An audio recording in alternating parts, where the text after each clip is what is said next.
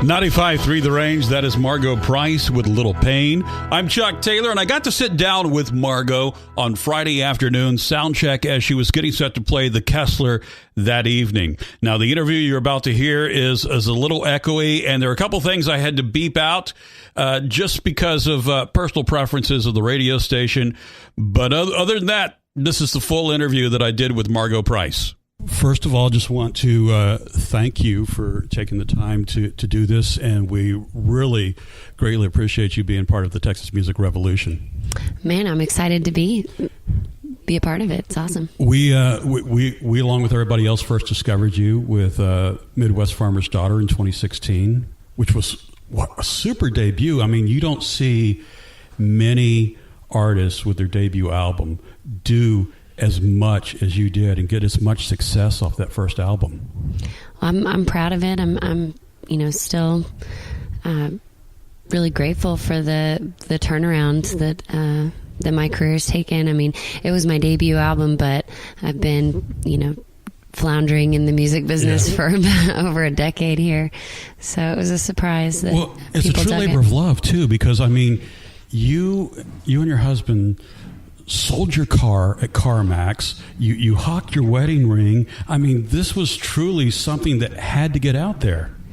Yeah, we just did the go big or go home, and I owe a lot of it to him because he has had faith in me from the get go, and couldn't have done it without him. Were there any second thoughts when you were doing all that? Were you like, no, we need the car? I don't want to give up my wedding ring. Oh, there's always a voice of reason. You just got to tell it to shut up sometimes. Well, I think I speak for all of us in Americana, and even stations like ours that play Americana in Texas, when I say I'm glad you went through those troubles to get it, because it turned out to be such a great album. And then to go from that to being on all the late night shows and Saturday Night Live and a big national audience, was it scary at all? I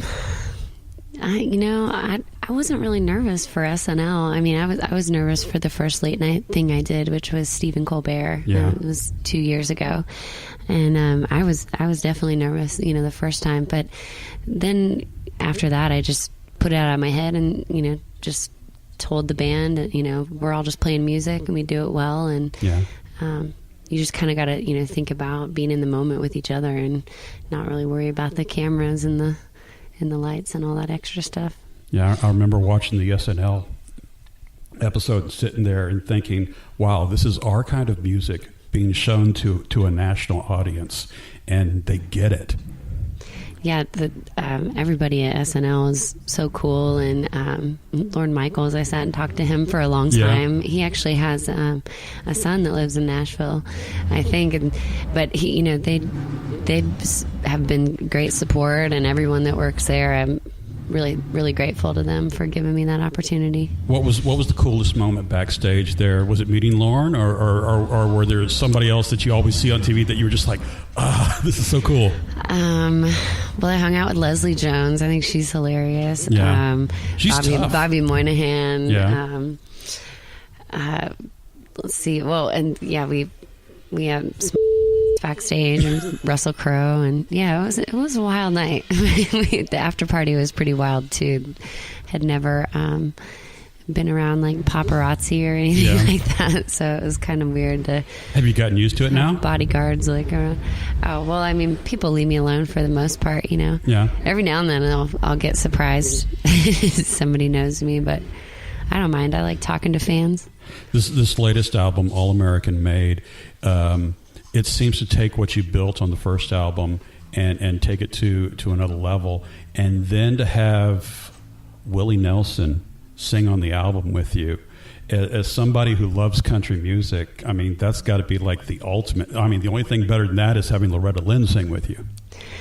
Yeah, I pinched myself when I got the opportunity to meet both of them, and I, had dreams and hopes for things like that, and I still some days can't believe that I've just got the opportunity to meet them and talk with them, and that to me means more than any award or any accolade I could get. It really does.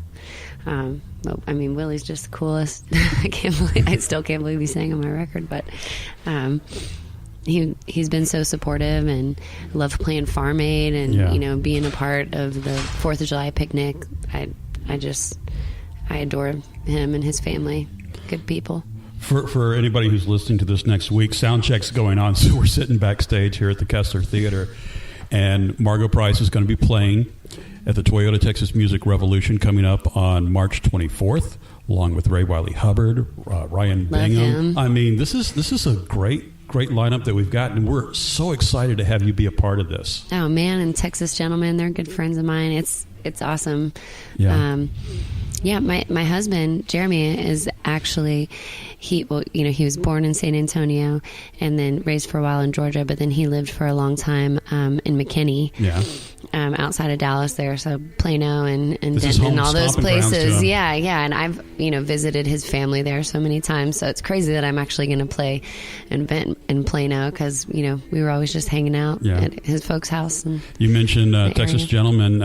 Paul Cawthon's going to be opening up for tonight. I'm excited. He's a good friend. Yeah, Texas Gentlemen. Those guys are hellacious. I mean, they really, really are. They know how to turn a tune. Yeah, they do. And Paul does too. I mean, to me, Paul's like, if you take Bono and Johnny Cash and Elvis and mix them together, you've got Paul Cawthon. That's a good description for him. It sure is. Yeah. So talk a little bit about this album, because you do get you get a little political, and I don't want to get into politics, okay? But I read an interview on Rolling Stone where the song All American Made was written before the current election, and then it kind of changed its meaning after the current election. Yeah, I mean, it did, and while there are political moments on the record, I think it's just because I'm in such a unique position. I'm a woman in country music, and I've said a couple of things that were political. Well, Willie Nelson on his record, God's Problem Child, he had the Fast Forward and Delete, which was about the election, and it was totally written about Trump. And I look up to him and what he's done, to stand for farmers and our country, and he's a man of the people, Willie for president, I say. Yeah, absolutely. if you want to hear my politics. Everybody in Texas would do that. Yeah. We'd all vote for Willie. Yeah, I mean, to me, I don't even see it as political. There's like maybe 2 songs that just hint to it, and it's just social issues. I mean, farming, and farming, like I've talked about, it is a social issue. Yeah. It's something we all deal with on a day-to-day basis, is the food we eat. And the government controls that. And sometimes I don't think they have our best interest in mind. But, Well, absolutely. I mean, that's why Willie's doing Farm Aid for so many years. And I was directly affected by that. I know you were. I read. My family lost their farm. And so, I just don't trust politicians in general. I'm not I wouldn't say I'm a Republican or a Democrat. I'm just a person here who wants to see everyone have a fair fighting chance. Yeah. And people first, not politicians first. Right, exactly, man. I just don't trust them. Right. I call myself a GDI, a gosh darn independent. Yeah, I'm like, I just want to move to I did just move to the country. I'm just going to... I try to get away from all the craziness. It's a messed up world out there. So you spend your life on the road playing songs and writing songs. What do you do to wind down when you're not doing music? What do you do to relax? What makes Margo Price happy? I enjoy fishing. I like to go hiking. Yeah. Of course, I have a 7-year-old, and my husband and I love to spend time with him. And yeah, I sit around. I don't mostly just sit around and play music, though. Honestly, I try to keep going and keep writing, and keep the wheels turning. Because I think if you don't put yourself into it every day, then you're gonna get out of practice. It's something you gotta work at. So even when I'm home, I'm usually just playing guitar or just throwing the ball with my dog. Okay. Well, I want to close with something I like to call 60 seconds with. It's fast paced. Just say the first thing that comes to your mind, but keep it clean because it's radio. Okay, I will try. Okay. What's your favorite song? Oh, let's see. It's just too hard. Me and Bobby McGee. What's your favorite color? Red. What kind of car do you drive? Ford F-150. What was your favorite toy growing up? Let's see, probably my 3-wheel bike. Have you ever stolen anything? Oh, yeah. What'd you steal? A lot of stuff, but only from corporations. All right, final question. What song changed your life?